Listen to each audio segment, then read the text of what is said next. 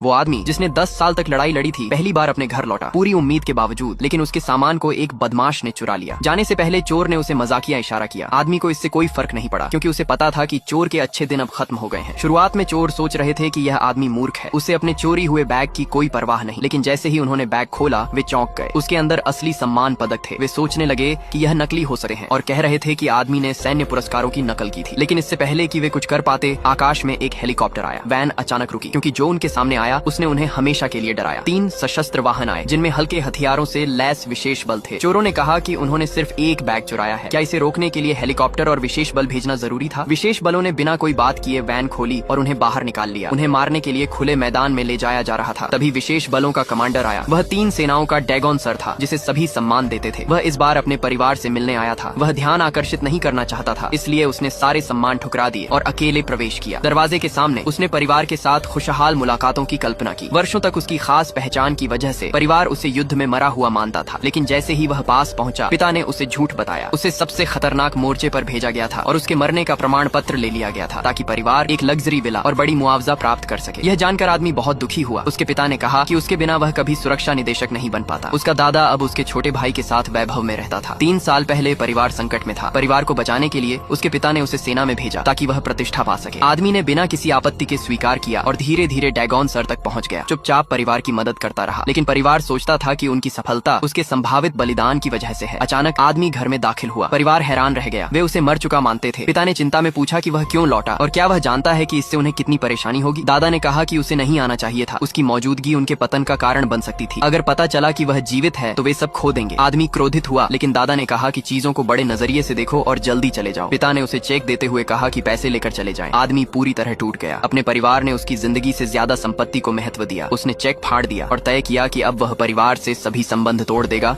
और अपनी सभी चीजें वापस पाएगा। आदमी ने दरवाजा खोला और परिवार ने उसे अभागा कहकर शाप दिया। फिर वह नागरिक विभाग गया, ताकि अपनी मृत्यु प्रमाण पत्र को रद्द करा सके। कर्मचारी हैरान थे कि कोई जीवित व्यक्ति कैसे मृत घोषित हो सकता है। जैसे ही कर्मचारी मामले की तैयारी कर रहे थे, उसका भाई रोकने के लिए आया और कहा कि यह वह है जिसने मृत्यु प्रमाण पत्र जारी कराया। अब वह निदेशक था, इसलिए कर्मचारी उसके खिलाफ कुछ नहीं कर सकते थे। फिर पूरा परिवार आया। उसके चारों ओर अंगरक्षक थे, उसे प्रमाण पत्र रद्द करने से रोकने के लिए। लेकिन आदमी कभी पीछे नहीं हटे। उसने अपने भाई को जमीन पर गिरा दिया। पिता ने विरोध किया, लेकिन आदमी ने सभी सीमाएं तोड़ दी और अपनी मृत्यु प्रमाण पत्र रद्द कराने का फैसला किया। किसी ने उसे रोक नहीं पाया। उसने दरवाजा खोला और चला गया। लेकिन उसके जाने के तुरंत बाद मास्टर व्यक्तिगत रूप से प्रमाण पत्र रद्द करने आया। परिवार ने कहा कि वह अगले दिन छोटे भाई की शादी में मौजूद होगा। मास्टर निराश हुआ।